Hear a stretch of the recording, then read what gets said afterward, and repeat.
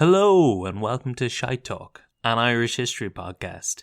My name's Kevin Larney and sorry this week's episode is a bit late. I was on holidays, I was cycling around Mayo and Galway, looking at things to write episodes about. So I was out doing hands-on research, that's a straight up lie. I was too busy enjoying myself. I don't know if I learned anything. If anything, I probably forgot stuff that I'd already known. But sure, listen, there's always next time. There's not much to say before this episode. It's pretty grim, maybe you've guessed by the title of it. This is about the Magdalen. It's not really about the Magdalen laundries. We talk a bit about that at the end, and that's a bit shit. But the rest of it's interesting. The rest of it's a fun story. Nothing bad ever happened in the 17th century. It was mostly grand, so it'll be fine. Before we start the episode, usual stuff, you can follow us on Instagram, go over to the Buy Me a Coffee or Patreon if you want to send us some money for the podcast. The only shout out I have a note for is for Brian Grawl, who, in response to the question, I guess from the Tato episode, we were talking about how in the north, southern Tato is called Free Stato, and we're trying to come up with a name for Tatoes in the north. Brian Grawl suggested Prod Tatoes, which is excellent, and I was very tempted just to write him out, delete the comment on Instagram, take the glory for myself, but after much soul searching I decided to give him his dues. So cheers for that, Brian, and that's it. I don't think there's any other business. Here's this week's episode about Lady Arabella Denny and the Magdalen Asylums. Gather around now, you're in for a story. Old tales of lore, all in search of a glory. History and mystery of lads, lasses and all. Discoveries and voyages, the rise and the fall. Follow me now as we go back in time. We trace the steps of Irish heritage to find. Joseph from Carlisle and Catherine from Dawn. Guide you through the ways of Shite. Starting in the year 1656, the Down Survey of Ireland was the first British survey of the entire island and the first survey of land on a nationwide scale anywhere in the world. Oof. It lasted 2 years and was conducted by Sir William Petty, who was the Surgeon General of the English Army at the time. But so I'm this saving my jokes. this is the first time anyone had tried to map an entire country, I suppose, which is And what year? 1656. Yeah, I'm sure it happened before, just no one surely before. I don't think so. Yeah, who would have done it if not for Boring bastards Yeah. would have done it, Kevin. Yeah. Think about the kind of person who's like, right, well, I don't have any discernible talent or skill, but I need to have a legacy. I need to be remembered forever. I need to pass on, like, my lifetime needs to be worth something that people remember in future. So if they don't have anything to offer, they're like, oh, why don't I just map an entire country? Why don't I just do that? Maybe there's some guy in the 1400s who's just mapping shit. Sure, yeah. Yeah, probably there was some guy just walking around mapping stuff, but Petty took it upon himself to become, well, basically, so they created county maps, barony maps, parish maps. It was a survey of all the land that was going to be divided up among Cromwell and his men after they'd fucked up the country and after the Confederate Wars. So basically they wanted to divide up the country and hand all the Catholic land over to the Protestants. But before you can do that, you gotta, you gotta take stock of what you're giving over. Mm-hmm. I'm not saying anything. I'm just... But I guess, you always think about how Cromwell fucked over the country, but you never think about, how he fucked it over. The day-to-day of it. You have to go map all these things, take stock of all the stuff you're stealing.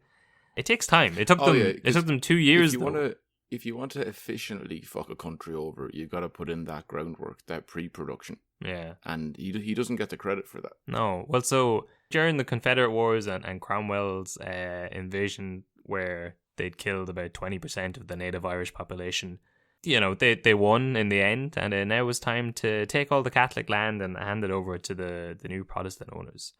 So Petty's survey was called the Down Survey, either because he was writing the maps down or because he was putting down a chain.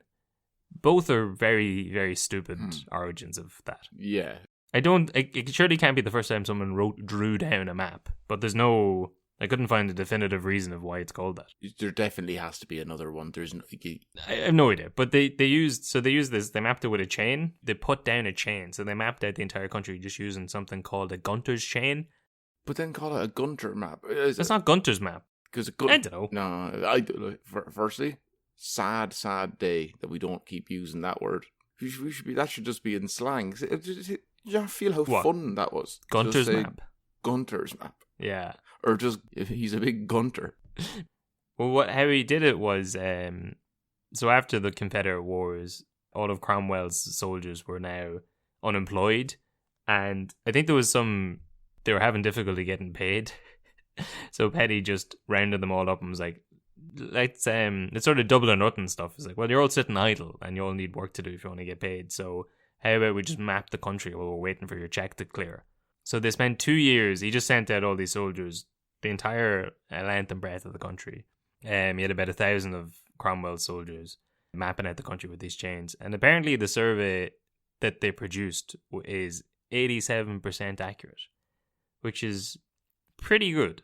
Yeah, 2 years. How many men? 1,000 men? That's not that good. To map an entire country to like almost 90% accuracy. Not 90. You said 87%. I did. I said almost 90. No, it's not. 89 would be almost 90. 88 would be almost 90 at a push. 87 to 90 is almost 87% accurate. It's about you're in the right ballpark there. Which is to say, not at all. So I'm saying that if you got 1,000 men, that's 250 lads per province over 2 years. So just put 250 of them in a county and get them about 30 days in each one. If I told you 250 lads, 30 days, map an entire county, you'd expect that to happen. If I give you 2 months to map an entire county with 250 lads. With just walking around with a chain? Okay. Yeah. But they'd also be walking through like a war-torn country where they had these were the soldiers who just ravaged the countryside, and they show up 6 months later with a trundle wheel and a notepad. Like, now, there's just 2 of them, and they're just taking notes of all of the... Jesus, I remember this. There's not 2 of them. There's 250 of them. They have to split into little pairs, though. Split into 50 pairs. Yeah. And that's still 5 fellas. No, they're acting the bollocks is what they're doing. Well, verily, I do recall the last time I was in this neighbourhood, I did pillage. I sure had my fill of pillage and rapes. Well, good day, sirs. Could you point me to the direction of the nearest landmark? But no, is this... Oh, we burnt it down. Well, all's fair in love and war, old chap. But now, is this around, what's that, the translations, the Brian Friel? That's play? what I was... No, that's about 200 years earlier, but... I was thinking that because that's a later one where they're going back to make corrections and stuff and change names to English. Yes. And to, well, that's when they're translating all the... Yeah, a very good play. It is very good. Yeah. It's a difficult play to read because it's supposed to be half in Irish, half in English, but it's all in English, so it's hard to tell when they can understand each other and when they can't. Yes, yeah. Actually, I did like an acting course before and had to do that. And you're there. I was playing the English guy, I guess, and there was an American girl who was doing the Irish. You never told me this. No. When did you do an acting class? I haven't done. No. Before I did a few before I started stand up down in what was it called, the Gaiety. Really? They were like the short courses. You go once a week for like 2 or 3 hours. And you do that, and I did that for about 6 months of that. And then I did some method thing for a week, and I was like, this is mad. I'm definitely not an actor, and I don't want to do this. I think I might give this stand-up thing a go. Yeah. I want to be on stage, but I don't have to remember anything. Yeah, which probably did help, though, getting the confidence to stand on stage and not pee yourself. Yeah. And ever since I've known you, you've been acting the maggot, so it's clearly... Ho. Paying off. Ooh.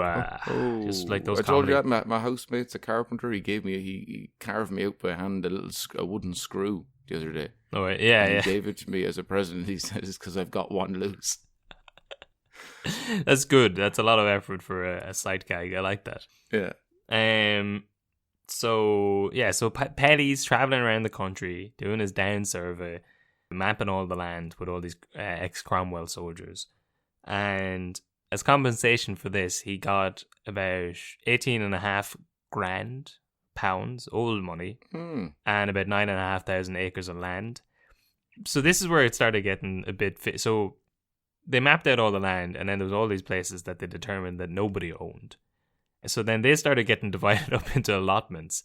And yeah, you know these things happen. Sometimes it's the people who are organising the raffle actually end up winning the raffle. So whatever way it happened, Petty ended up with a lot of land. I think he ended up getting land for the survey, and then he got like first dibs on the allotments of the unregistered land, and then he got more land for making the map. But then, so when Cromwell died in 1658, Petty owned he owned about 90,000. He basically owned all of modern Kerry. About 87%. About 87% of Kerry. He owned the whole thing. I think it was 90,000 acres. He basically just kept getting handed bundles of acres because they weren't getting paid as well. So they just kept offering him. It was like stock options, I suppose, at the time. The Crown, it just kept offering him plots of land in Kerry instead of actually paying him for these maps.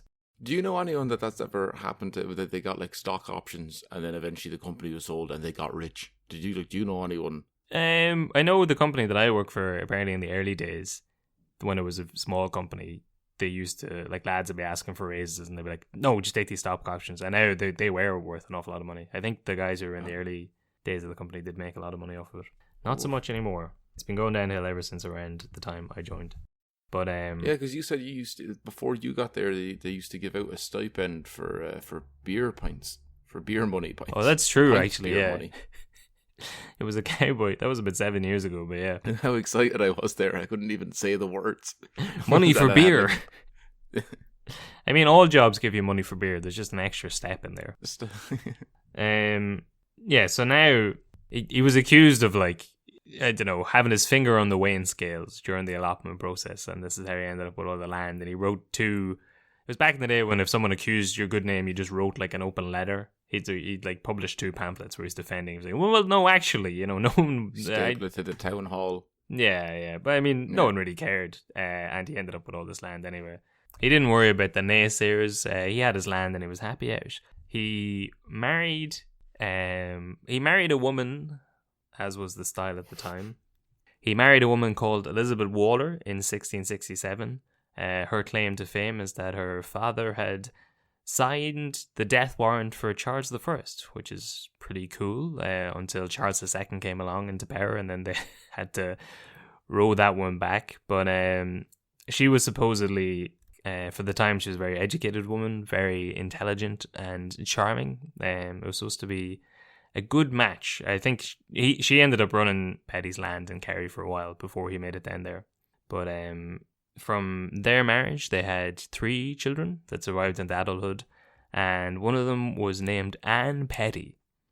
She was the only daughter of William and Elizabeth, but she was educated alongside her brothers, which meant that she kind of followed on from her mother. She was also exceptionally intelligent among her peers at the time. She was married off to Thomas Fitzmaurice, who was the first Earl of Kerry, and he was supposed to be a bit of a bollocks.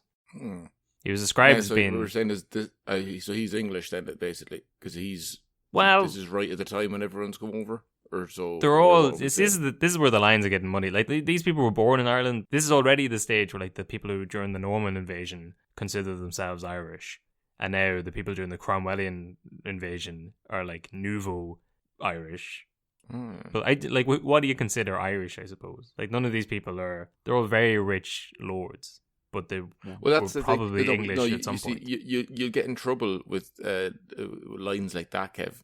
Because if you're born in the country, you are Irish, or even if you move over here and you spend enough time and you feel that way, you can be Irish. Well, they're people who are claiming to be Irish. They're bastard landlords who have taken all the... it's not quite... It wouldn't be quite the same as going like, I mean, I don't care if you're born here. If you're first generation, fuck off. If you, who's your grandfather? Who's your fucking grandfather? Yeah. It's not quite that. It's well, your parents did steal my land and take all of our wealth from us.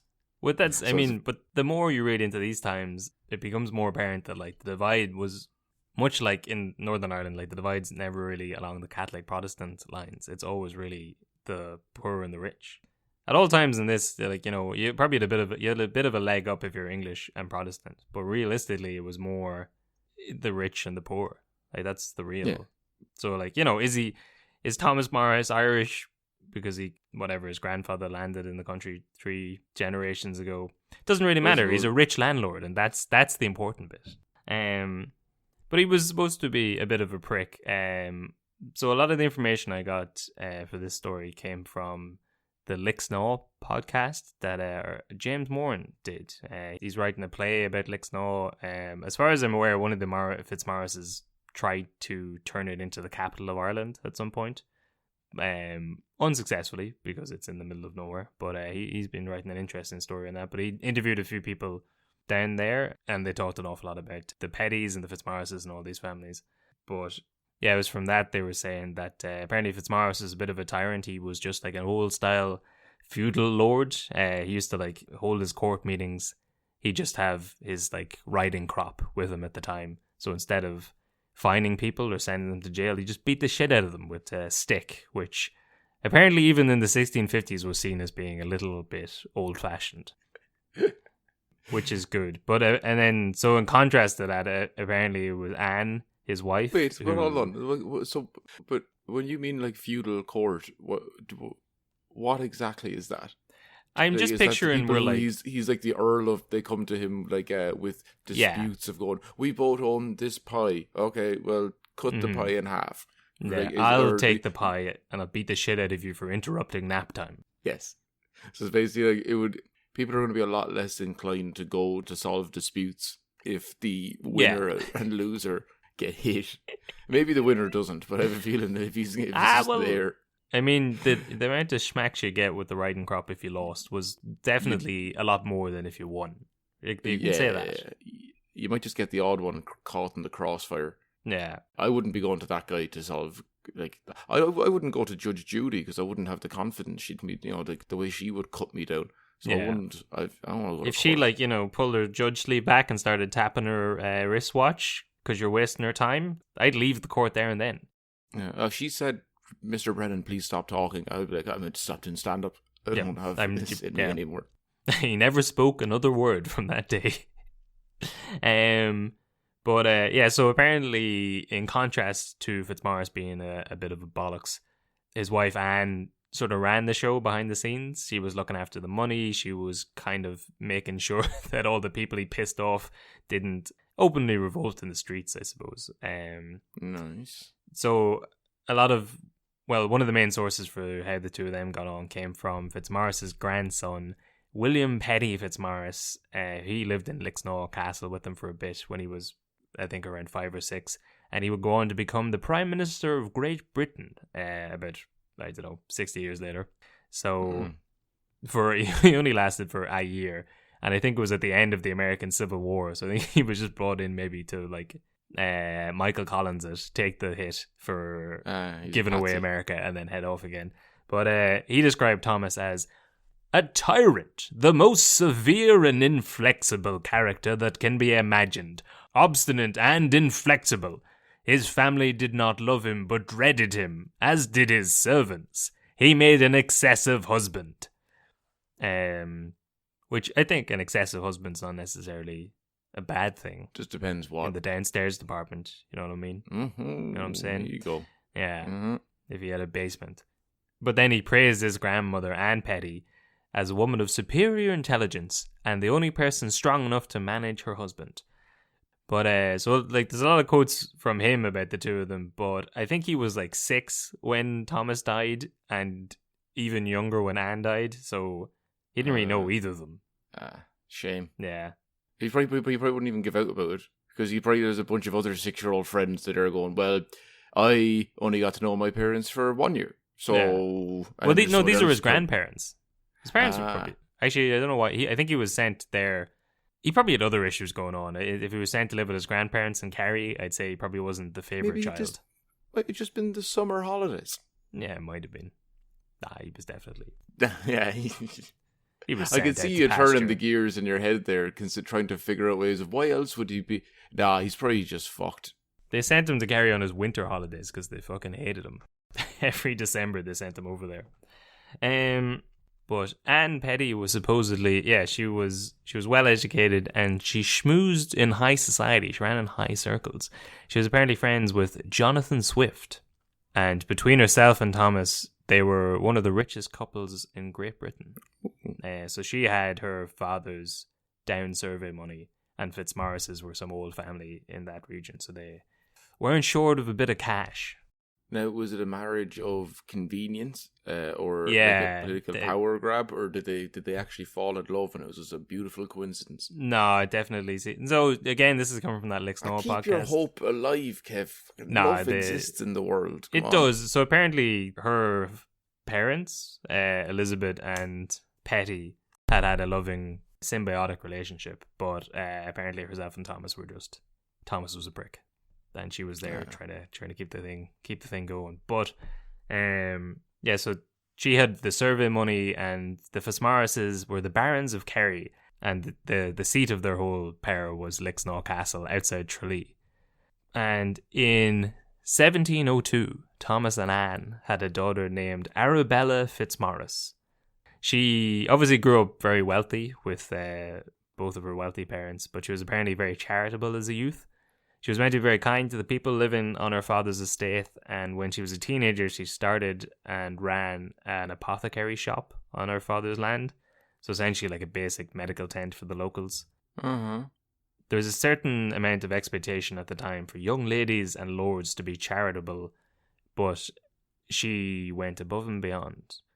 But it's funny with these things, they're always like, I suppose, I was just reading about how Thomas Fitzmaurice was a prick, but you know, do you ever like go to a gentry house in Ireland and there's some tour guide showing you around the place, and they always have such a horn for the family that lived there. They were so nice to the estate, people on the estate. They were so kind, and like that.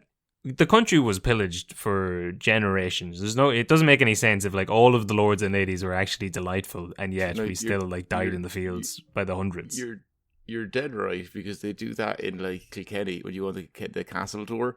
Yeah, and everyone they're so great to the servants. No one was beaten. Everyone loved their time here, and it's the exact same tone of what people will talk about when you go to like prisoner of war camps in Vietnam. But they're all blinking in Morse code. Yeah, like when the one down in Ho Chi Minh or in Saigon. No, the Hanoi Hilton in Hanoi, where John McCain was. Oh yeah. And so that same building was used before during like the wars with France, I guess. And it was known as like some of the worst atrocities in terms of torture ever happened there. And then the tour switches to the moment when the time period changes. Now this is where we used to keep Americans during the war. They love it here. Look at them trudging around, being barely able to bounce a basketball, playing cards, but no energy to lift fingers off the table, just smiling. Just like, look at them at Christmas time, opening presents from their family, and their head is just like bouncing off of a present. They were having a great time. Some of them didn't want to go home. They liked it so much they used to call it the Hanoi Hilton. Right? Yes, that is. So it's hard to know with this sort of stuff, but like the accounts are that she was a nice young woman who looked after the people on the estate. But on the 26th of August 1727, she had a similar fate to her mother and was put into a marriage of convenience, where she married Colonel Arthur Denny at the age of 20. He was a British officer and a Kerry politician. The two of them then lived in Lixnaw Castle in Tralee. If you're about to start telling me the story of Irish fries, if you're about to start telling me, feck off. We'll get to that in two seconds, but this is the man. It's not really the man. He's related to the man in some distant way. That's enough for me. That's The subject of the story this week is Arabella Denny. Oh, you were so right to just give me Arabella. I give you one name and you went off Googling Arctic Monkeys songs for half an hour. If I had given you two names, there would have been no stopping you. No, that was a genius. It's a nice diversion tactic. It's like throwing something shiny in front of me. You know I'm going to get distracted and go away with it. But so all the accounts I read about him is that he was a harmless enough fella, no real intelligence, amicable, a bit dull. Yeah. Whoa. Yeah, harmless enough, I suppose you describe him as. Well, that's a really bad thing to be like, hey, look, he's not much crack, right? He's not much crack, but to make up for that, he's thick as shit.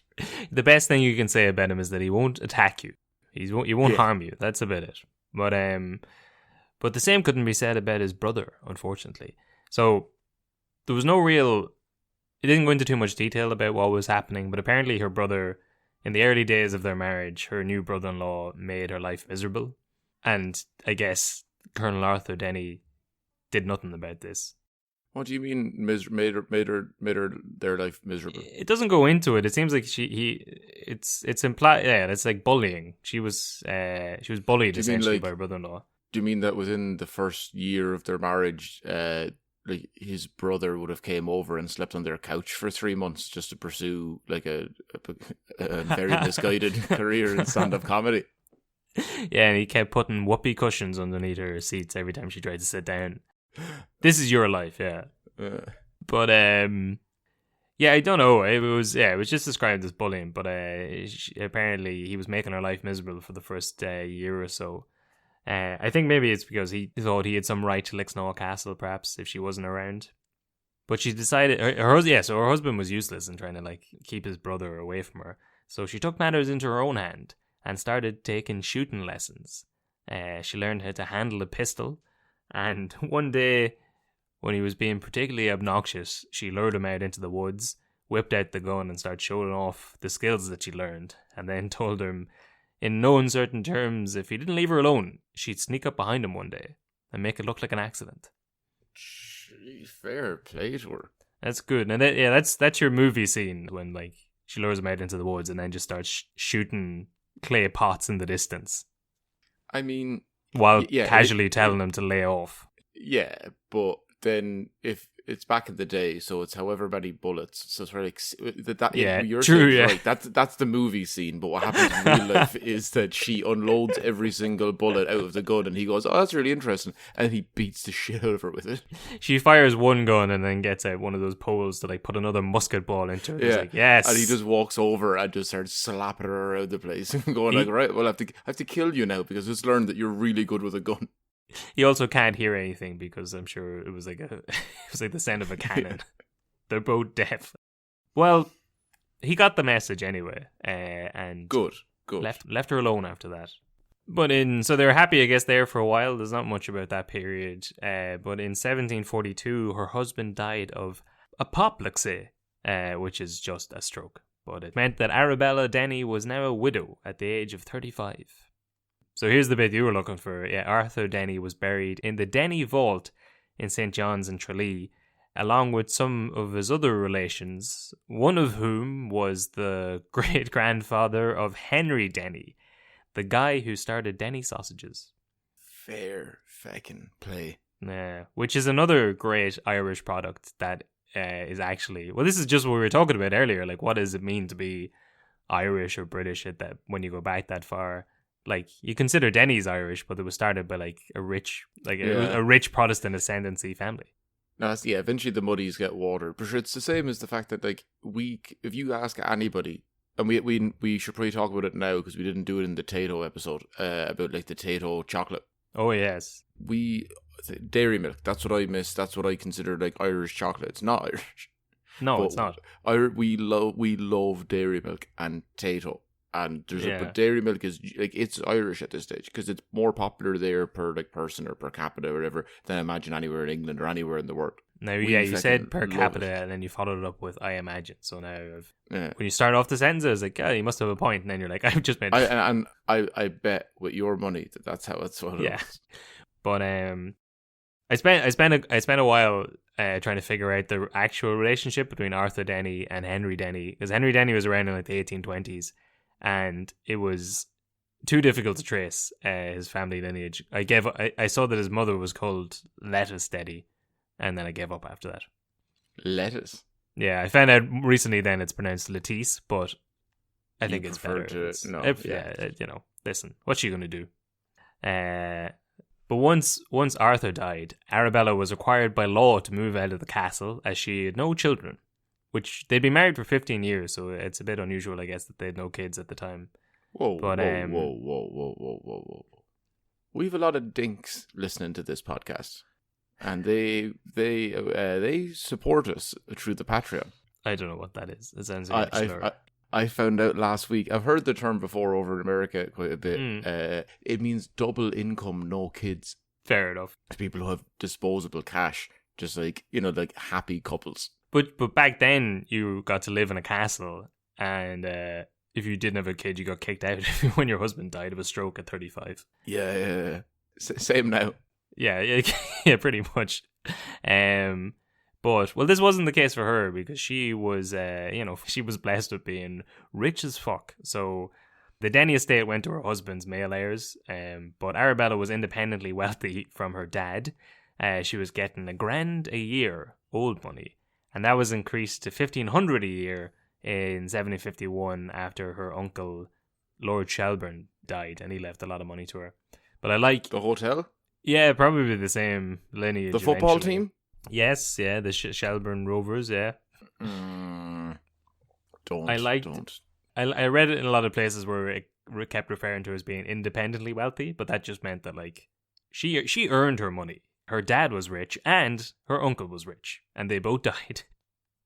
She didn't need to rely on a husband to pay her money. She already had dead money from her dad. The best man. And she refused to remarry because she didn't want to give up her status as an independent, wealthy woman. Instead, she moved to Dublin in around 1745. By then, she was living on Stephen's Green, which I feel like, even at the time, like, moving to Stephen's Green is like, if you move to New York and you're just like, well, where do you live? Oh, yeah, Times Square. I don't know if you heard about it. Yeah. Like, moving from Kerry, just being like, I'll head up to Dublin. Yeah, where do you... I just live on just off Stephen's Green. I've never lived that close to town. No. I think even back then, that would have been a fairly big get. You can get very lucky and find a room around Portobello, and that's even lucky because usually it's going to be Rathmines or This side of the canal or Drumcondra, the Rathmines of the north. Yes, but so Dublin at that time was like a thriving city. It was the second largest in the British Empire after London. I think we talked. Is it? That's not still. But Not is it even the third close. or? No, it's No. surprisingly big. You'd be Surely not after like Liverpool, Manchester, Bristol, Birmingham, Edinburgh, Glasgow, Cardiff. Maybe not Cardiff. I'd say they're all let's see. population-wise rivals. So Birmingham.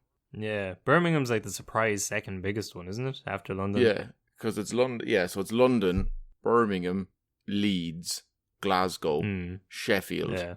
Bradford, Manchester, Edinburgh, Liverpool, Bristol, and then Cardiff is when it starts getting down to smaller. But Cardiff is Belfast has 333,000. Yeah. Cardiff 346. It's definitely bigger than that, but I think it is only like 800,000. What Dublin? No, not even. Dublin, 544,000. 500,000. Yeah, but that's what 544. That's Sheffield. As in Dublin would be the fourth. They'd be pretty much there, but right beside Glasgow. And then after that, it's just Leeds and Birmingham. Like Manchester is not as big as Dublin, and Liverpool isn't as big as Dublin. Really? Okay, fair enough. It's just because it seems smaller because it's condensed, but then it does spread out, and then it's a weird thing that on top of that, the greater area is all suburb. It's all suburbs, where people are all living there. Yeah, because when you think of Dublin as a county, it's 1.5 million. Yeah, that's true. Like the county is surprisingly big, and it's all based around there. And then all of the rest of the country is filtered all of their business and entertainment and youth and college education towards that same place. It's fucking huge, dude. It's fucking massive. Yeah. Well, it really is. If you can Dublin's on a par with your Newcastle, Sheffield, Manchester, Liverpool, Birmingham. Maybe not Birmingham, but Birmingham probably. Yeah. Well, back then, apparently, it was a rival to Paris. So after we've talked about different parts of this in different episodes, but after the Williamite Jacobite Wars of the 1690s, the good old Protestants won, and then the Protestant ascendancy took off. They got rid of the pesky Catholics, and it was time to revamp Dublin to be a new, cool Georgian city. So this was like at the height of the Georgian era. They were widening out the roads. This is where all the cool buildings came from. different families. I think it became sort of, I don't know what would you say, like the cause celeb at the time was for different families just to like build up different estates and houses and widen out streets. We talked about it at the start of the Nelson's Pillar episode about how the Gardner family like did up all the north inner city. They were all, I think, trying to outdo each other by making the place look nice, with the benefit of Dublin actually turning into a proper city to live in. Apparently, up until that point, the Liffey was sort of, I don't know, the shameful river going through the city, but then the buildings turned to face out onto the Liffey and it became a sort of centre of the city. I think, again, after the Huguenots were kicked out of France, they were all welcomed into Dublin and started, like, got into the textile industries there, so it was like a huge, bustling textile market. I think I can't remember when it happened, but I think at some point the British put a tax on textiles coming out of Dublin because it was too good. It was too good, yeah. They were beating the competition from their own homegrown stuff. Remember I was telling you that the other week, that story I was telling you about the light bulb, and planned obsolescence. Oh, like that's something. Yeah, designed they need to, because back in the day it started with the first cartel, not the drugs kind, just a collection of like companies all getting together. But they'd realised that the light bulbs from 1 year, when they were like, all right, everyone's buying light bulbs, this new electricity thing, it's great. People are loving it. When they built it out to sea after 6 o'clock, it's great, fantastic. But then they realised, after making these lights too good, because they had like whatever your 100% sale is that year, next year falls down like to 10% because they all last. Yeah. So then they're like, all right, guys, let's get together. We're going to have to start making shitty light bulbs to keep this business going. Yeah. They're like, all right, well, we can't all trust each other to keep making shit light bulbs. They're like, no. We're going to all collectively pay into a system that we will set up an independent organization to quality control the shitness of our light bulbs, so that every year they can't last longer than like 2 years. Yeah. And then we can all go from that. And then if anyone's ever found breaking the law by making their light bulb good or too good, then they're kicked out. Yeah. And we go beat them up. Yeah, but we're still working on that system now. We had that technology hundreds of years ago and we're just going against it. Yeah, so it was the same thing then, yeah. The French were doing too good of a job in Dublin with the textiles, and the British cartel were like, give us all of your money, please. One of the big things I saw that people kept touting to be like, Dublin was a happening spot at the time, was that Handel's Messiah was performed for the first time on Fishamble Street in Dublin in 1742. Handel's Messiah, Jay and the Expert. Yes, but no. I went and listened to it. It's good, but it's not one of the ones you'd really know, I suppose. Are you talking about the band or what? Both as well. Yeah, you gave them a shout out recently, and then someone messaged into the Patreon maybe and was like, "Oh, I can't find them." I was like, "Yeah, I'm not surprised. Like, it took me about half an hour to find them. You can only find them on Bandcamp." Yeah, they've got a really active Bandcamp. They don't have a really active Bandcamp. Sorry, I say they've got a really active Bandcamp. They've got a Bandcamp. They've got a Bandcamp. It's still active. Everything else has gone out. Their Spotify, everything. They've just got the Bandcamp. But all their albums are there. Well, this was Handel's Messiah, which is similar. But so Dublin was a happening spot. So when she moved up to Dublin, she was living in high society too. I'd read that she was friends with Jonathan Swift as well, just like her mother. But he died the year that she got to Dublin, so I don't know how true that was. But did you when he died, he left all of his money to like start a mental institution, which he referred to as a hospital for the fools and mad. But he wrote a little poem where he referred to it as a hospital for the fools and mad. And it was called St. Patrick's Hospital for Imbeciles, which still exists today. It's just around the corner from me in Kilmainham, but they've changed the name. Yeah, like cowards. Okay. It's now St. Patrick's University Hospital, which is cowardly, really. The hospital for the fools and mad and cowardly. Yeah. Hospital for yellow belly fools. But apparently Swift himself had been declared insane for a year by a commission of lunacy. Apparently he didn't speak for a year. He was like 80 and he just stopped talking for 12 months. He's reflecting. Yeah. I mean, he'd said enough at that point. To say anything more would have just been... He's coming to the end of his life. He doesn't... The first year of your life, you don't talk and they don't put you into a mental institute. That's true. The last year of your life, you're just like, do you know what? I've had 80 years of talking. Yeah. I think I'm done.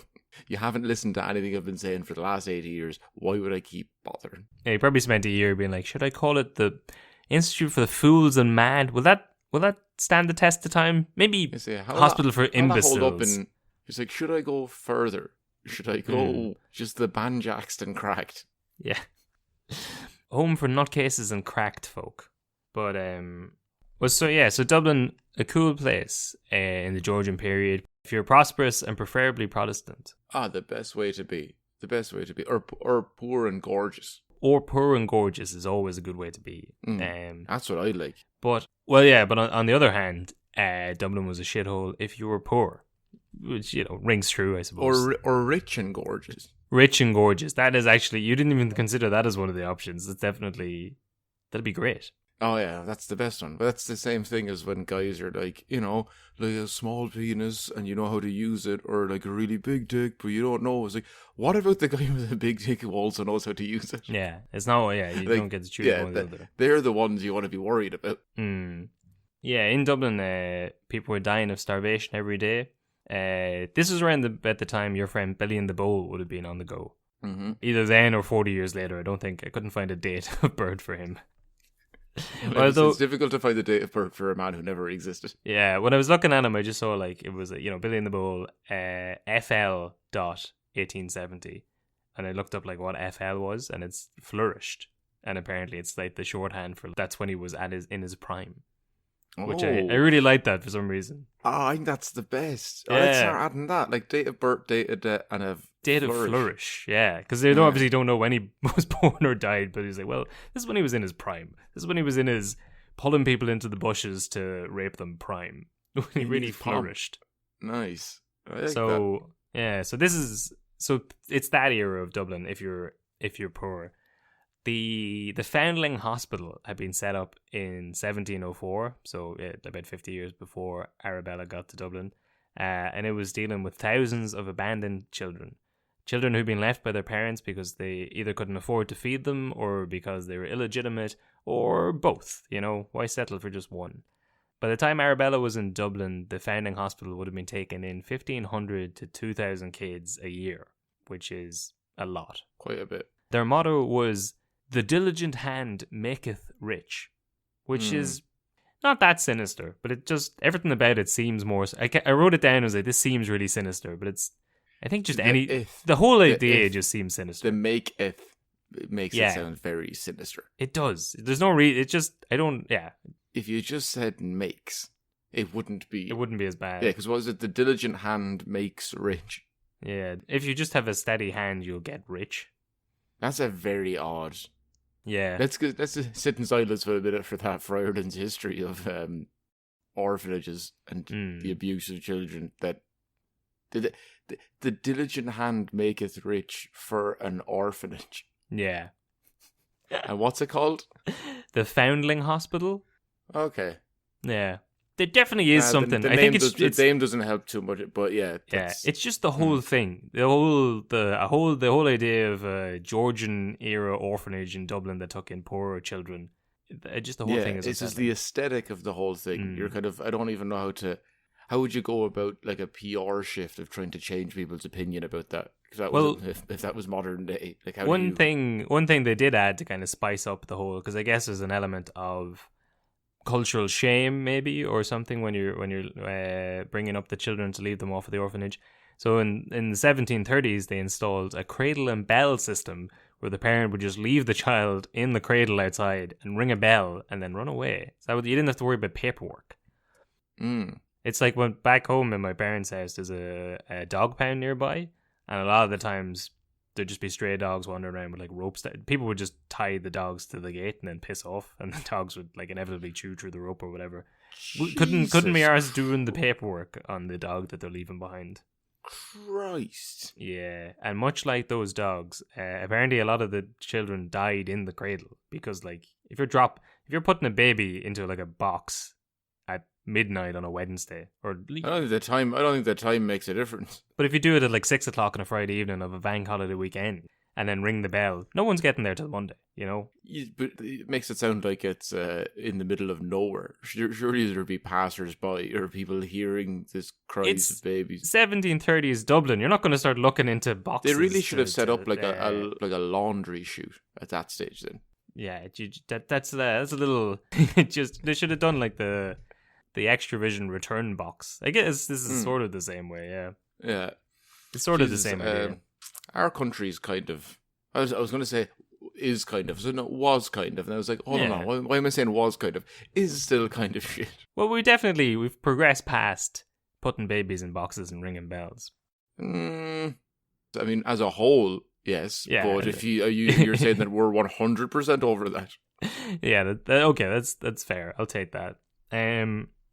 So a lot of children died even before they got into the place, but the conditions inside the hospital weren't much better. The beds were crowded. Apparently there was like often 8 to a bed. It also said that the graves were also overcrowded, which is when you're talking about the graves being overcrowded in the children's hospital, that's not good. No, because it's a falsity, because from what I've read, they actually buried them underneath the new children's hospital. Yeah, that's where they're all going. That's why it's way, way over budget. Have you ever paid for a funeral? It is expensive. It adds up. One of our better conspiracy theories, because Ireland doesn't really have too many. No. But that's why it was taking so long, and that's why our politicians are living so long. We don't have any politicians that you'd look at it and go, Jesus, I hope I'm in that shape when I'm 55 or 60. Like, we don't have like a hot politician. We don't really have any attractive older politicians. Yeah, they're like, that, you know why they look so good and last so long? It's because they're injecting the life of babies into them. They should stop doing that then, because they look terrible. They look, if you've ever met a politician, it's when when you see someone who's put in too much Botox, they should just lay off the baby serum at this stage. It's not working. Go natural, honey. It's better at this point. But yeah, so inside the hospital, conditions were bad, overcrowded, disease was rampant, it was understaffed and poorly managed. If a kid managed to survive until 12, then they were sent out onto the streets to start working. They were sent out to like get a trade or just kicked out of the place. Well, and this is going back to what we were talking about earlier. So it's predominantly Protestants in the early days of this place that are allowed in there. So like there's a lot of poor Protestants still in Dublin. But even if they weren't Protestant, when you go into the hospital, the children would have been raised Protestant. So that was part of it. It was like taking the soup back in the day. It was part of the deal. If you left your child here, they'd be brought up Protestant. Mm-hmm. So in 1759, then Arabella Denny was getting into the swing of things in Dublin. She was continuing her charity work from her earlier years, and she was visiting the Foundling Hospital with some of the other well-to-do ladies. But while the others lost interest quickly enough, she continued on to do her work alone. She started donating large sums of money there to hire qualified staff and offered financial incentives to the nurses. There was a monetary bonus for every child that they nursed back to health rather than let die. You can't put a price on a child's life, but apparently you can pretty easily. Yeah, so she started running a commission-based hospital where if you save the child, you got a bit of extra cash. In fairness, that sounds terrible, but it would work. It did work. I also like the idea. So I guess this is also going back to, there was an element of the ladies of the day were supposed to be seen, I guess, doing charitable work, but I guess this is mid-1700s virtue signaling where a lot of people would just show up for a day. But Arabella went, she went back for it. She wasn't just there to get her Tinder profile picture of her beside 17 children in Ethiopia. Dead babies. Or emaciated children, or beside a sleeping tiger. She was in it for the long haul. Okay. So, she's bringing innovations to the hospital. She donated a clock that chimed every 20 minutes to signal feeding time for the babies. I don't know how that worked. I don't think they needed to be fed every 20 minutes. And that's also, I don't know how they were doing it beforehand. Was it just a sort of like eyeballing it? Just was having a look around. He looks hungry. Yeah, he looks hungry. That one looks particularly hungry. No, he's dead, actually, to be honest. Put him back in the box outside. So she spent $4,000 of her own money making extensions onto the building, making it more hospitable for the children. She also helped encourage lace making and needlework in the kids so that they were some use to the world instead of, just being useless kids.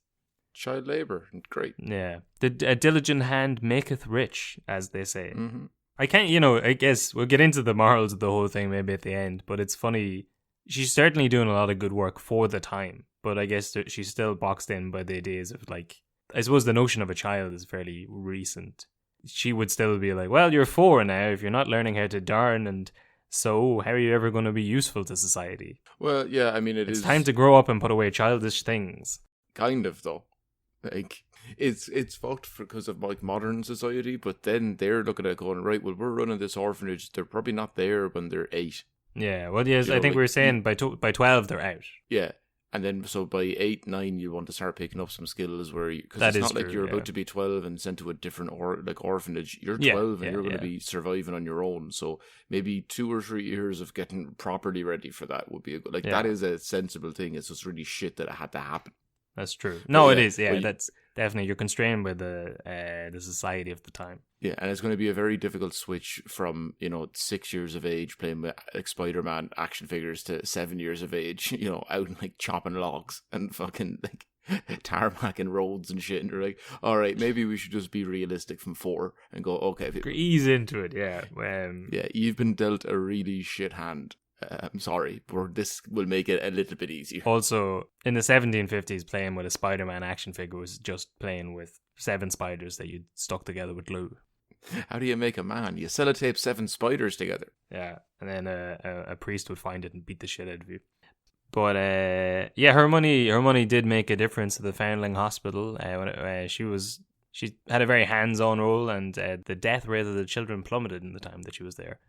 That's way better than having a hands-on role when the death toll rises. That's true. It's definitely better. Yes, I suppose you can make a lot of ground quickly if you're working from a really shit situation. Yeah, if you just start going, okay, well, how about we start feeding them? Yeah, exactly. How about we give them beds? Yeah. How about we employ people to make sure they're not just dead? Let's not put them in the grave until they're dead. How about that? That's a good starting point. Like I was listening to Rob McElhenney talking about the weight that he'd put on for It's Always Sunny and how he lost it. So he was trying to do it, and he just figured out that if he drank, he'd get a tub of ice cream every day, leave it out to melt, and then just drink it, and that put on the weight very quickly.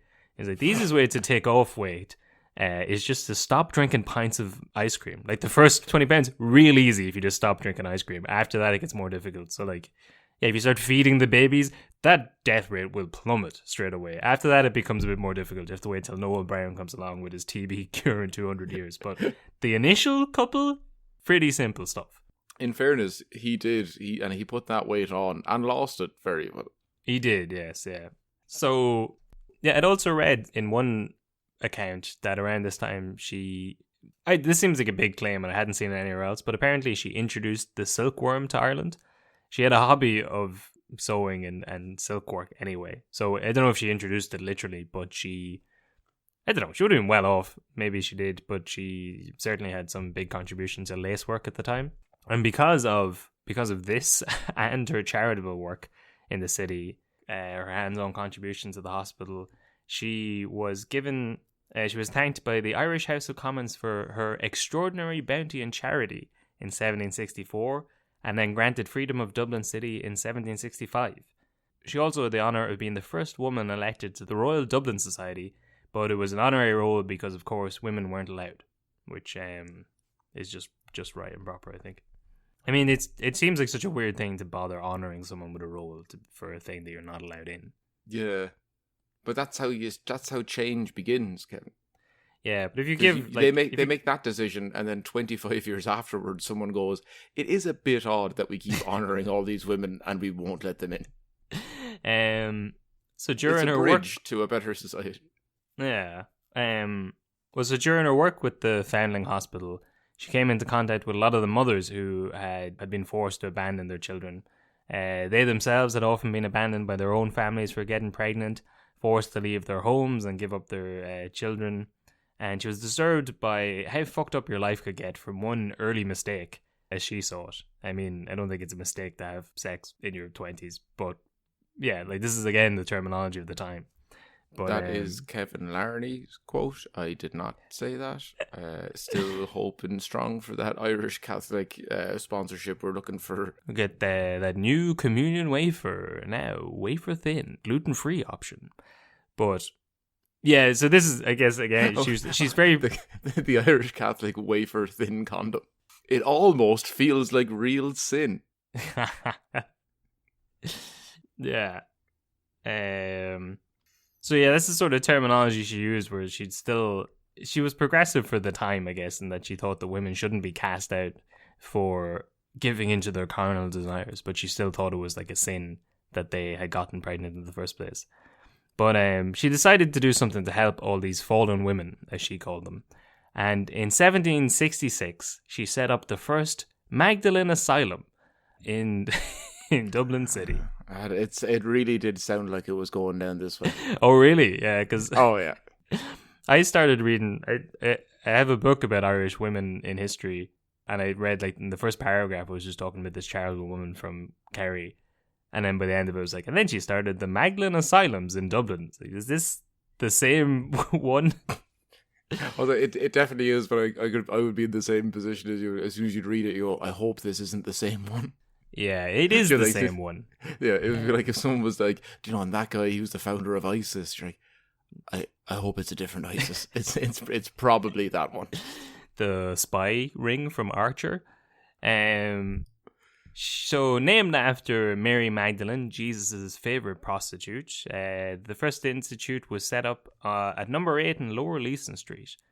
Although I think there was one already in London that she copied the idea from. But it was designed as a place for penitent prostitutes and fallen women, unfortunate females abandoned by their seducers and rejected by their families.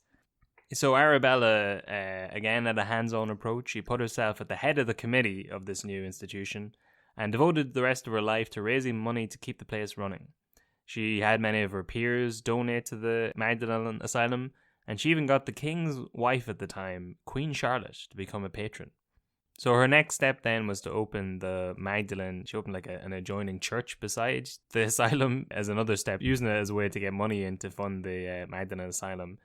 So apparently she was like an event manager, it seems, in this bit. She opened this church and then had the who's who of Georgian Dublin come and speak at it. It apparently became so popular that it had to be a ticketed only mass event, where the tickets cost a shilling. And there's accounts of people, like, when the doors would open, they'd all rush up the front, jumping over pews to get a good seat. It was, I guess there was nothing else happening. Handel's Messiah wouldn't be back in town for another 10 years. And they just loved going to mass. So you may as well go to the best mass. Like I said about public hangings, that's what people had nothing to do. So yeah, exactly. Anything back then was just, it was something to go to. So life in the asylums was strict and regimented. You were more likely to get in if you were Protestant, and it favoured younger women over those that Arabella deemed had gone too far. So you're basically saying it's nightclubs. yeah, exactly. It's hardcore street rules. You got 3 meals a day, plenty of mass and meditative prayer time, but you were also taught needlework and other useful skills for the outside. They also had access to top medical care in the form of the vice-regal physician, one Dr. Robert Emmet, who was father of the United Irishman Robert Emmet. Yeah, fair play. I don't know how that factors into his decisions to do what he did, but there you go. His dad worked in the Magdalen Asylum. That's some good research there from you, Kev. Yeah. So I think, I guess it's hard to unpack. These places were obviously not great, but they definitely seemed better than the later iterations. I think the biggest difference was that you were encouraged to leave. So after 2 years, you were sent out, and but the whole time they were constantly looking for like work to place people out on, or to try and reunite them with their families. So it wasn't like the later iterations where you basically just kept there indefinitely. And it did seem like they tried to teach them skills that would get them jobs when they went out into the real world again. Oh, so you mean like schools in Ireland now? The schools. Yes. So it definitely, it wasn't a summer camp, but it wasn't the sweatshop, labour mill, prison, baby selling institution that it would become later.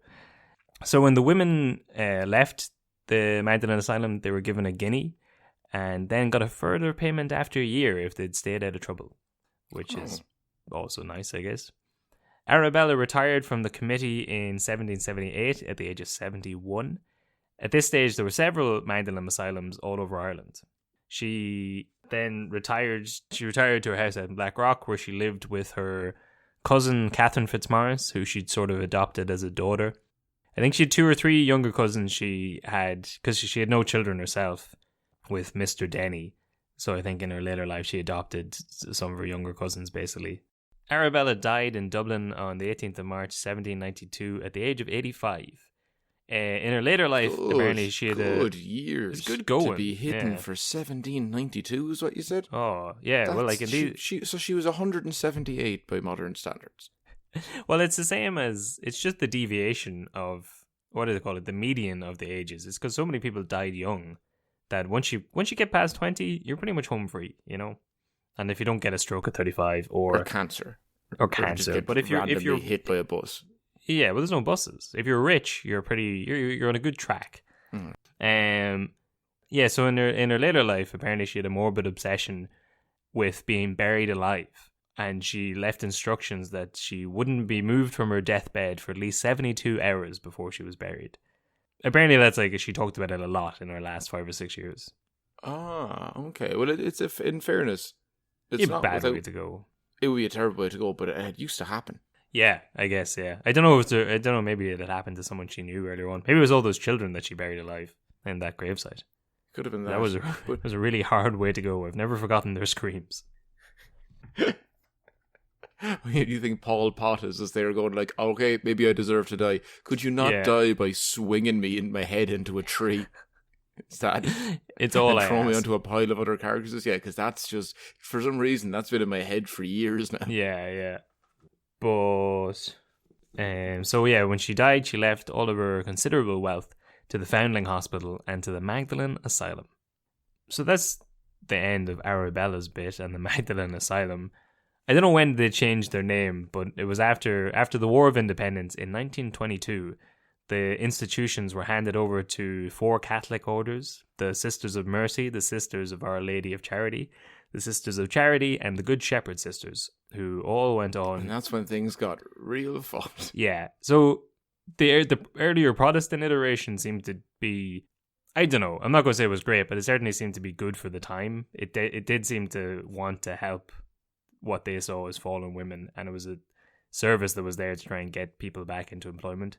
But then, yeah, when the Catholic Church got their hands on it and they became the Magdalen Laundries, it was basically just slave labor. And then you get all the stuff with like selling children and the buried bodies and all that sort of stuff. Which is all, it's all a bit too grim to get into this in this podcast. But I did pick up, I was just going to do one example of I suppose the stuff that went on there. It's been too grim to get into this podcast. I've been specifically not making jokes. I've not been making jokes for the last hour and a half because this is like a very sensitive subject. It is. Like, this is. So yeah. you're like, let's keep it like nice and light-hearted. I'm like, what else have you read? What's in your little book of research that you're not going to tell me and the fans? You're like, no, it's better to not see it. Don't. Yeah. My life's been ruined now. Don't want to say. I just open it up. A blue light shines up and my eyes go, oh, no! I tried to stop you. I tried to save him. It's like a fucking Necronomicon. Yeah, okay, it's called the Murphy Report. Well, so, yeah, we'll get into it. Well, I found one funny. This is probably about as funny as it can get because it's so ludicrous. I don't know if you'd heard this story before. Maybe this warrants its own episode. But in Dublin in 1993, one of those groups, the Sisters of Our Lady of Charity, owned and operated one of the Magdalen Laundries in Drumcondra. They had lost a load of money in share dealings on the stock exchange, and to cover their losses, they sold part of the land that the convent was on to a property developer.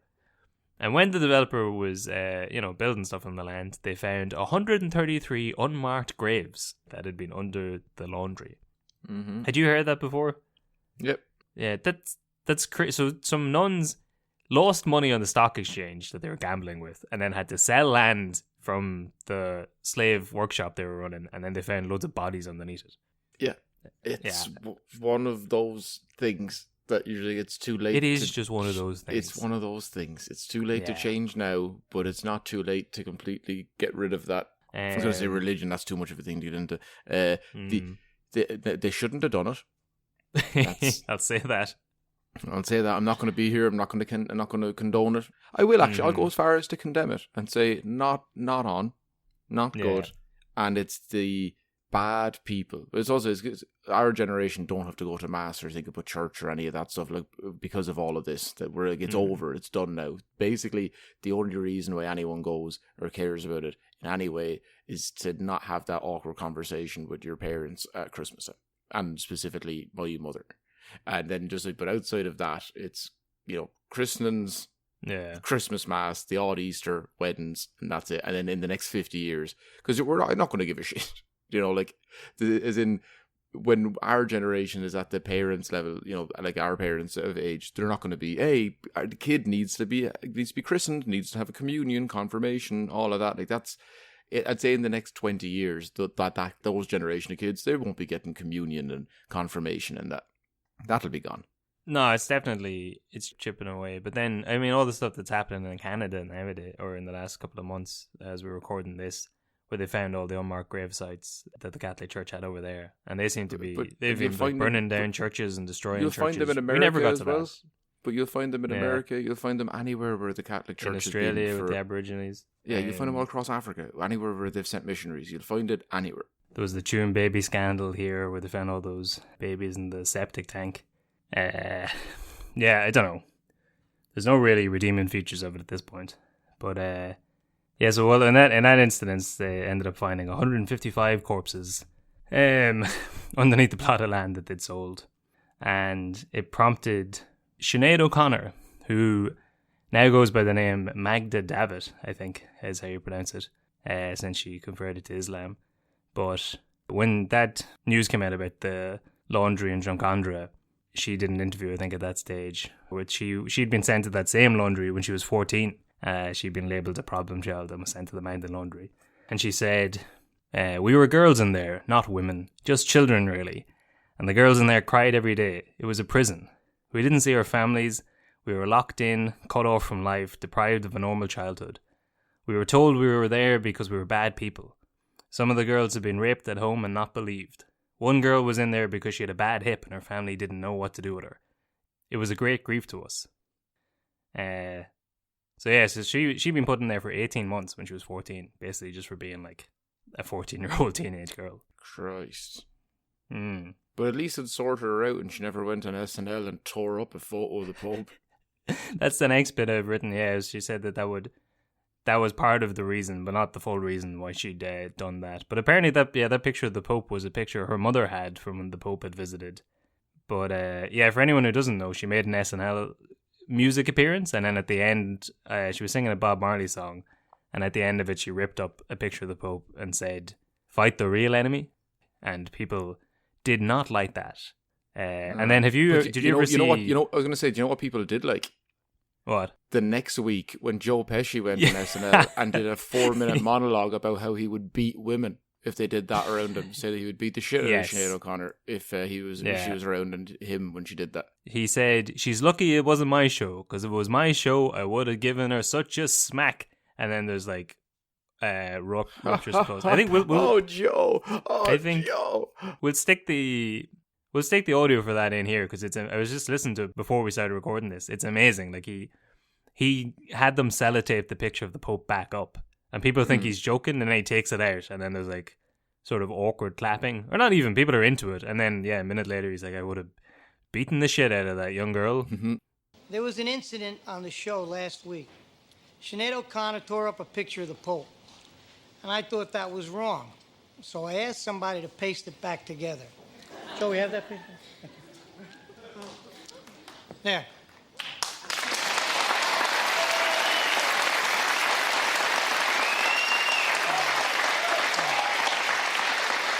I think that's a lot better, thank you. Okay, case closed. I mean, why should I let it bother me, right? It wasn't my show, it was Tim Robbins' show. But I'll tell you one thing, she was very lucky it wasn't my show. Because if it was my show, I would have gave her such a smack.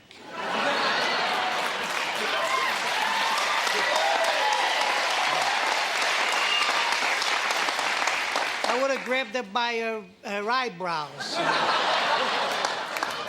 I would have... what am I doing? I'm making myself crazy for what? I mean, she's just a kid, you know. Why should I care? Now, obviously, there's no forgiving any of that, but she is... I always wondered why she was so cryptic when she said it. Like, obviously, she was right. But at the time, people loved the Pope. And she doesn't really explain... She doesn't really say anything. She just rips his picture. Yeah, but I mean, like, what could you do? Because it's not like people didn't know about the Magdalen laundries. There was movies made about it at the time. You know, like, there has been movies about the abuse of in all of the schools. Like, people knew about all of this. That's why when you what's that film, the Mark Ruffalo one, the one that won all the Oscars over in Boston, set over there, Spotlight, the Hulk. Yeah, Spotlight. Yeah, that one. No, you're thinking of the other Green Irish. But yeah, like when that's only a couple of years ago, and it's still the same thing. No one wanted to listen to it. No one wanted to deal with it. Everyone would just because who do you talk to? Like, it's the same. I'm saying that we, you go to mass 3-4 times a year, and then everyone's just willing to just let it slowly seep out of society by going, I don't want to have that conversation with my parents because they grew up with it and they're getting closer to death. So that's how everyone in Ireland works around it, with their grandparents, with their parents, with all the older generation. No one reads the Murphy Report. You know, if anyone who still goes to mass on a Sunday going like, do you know, I just don't want to say, read the fucking thing, and then like go back to that place. Or like, I understand if you want to go there, but like trying to put the next generation of Ireland through that just makes us have to go. Maybe that's a good thing because we have to go back and look at the history of it then. Yeah, true. Because it does feel weird, the fact that like we come from a country that, even though most people in our generation all across the world, not all across the world, but in like the Western world, like you go to Australia, America, you ask people, no one goes like, are you religious, or like, what are you? And if you ask an Irish person, they're like, oh no, I'm Catholic. I mean, I'm not practicing. And then, but most people don't have to go through that, and then they don't have to talk about or think about the fucking like, all of those atrocities.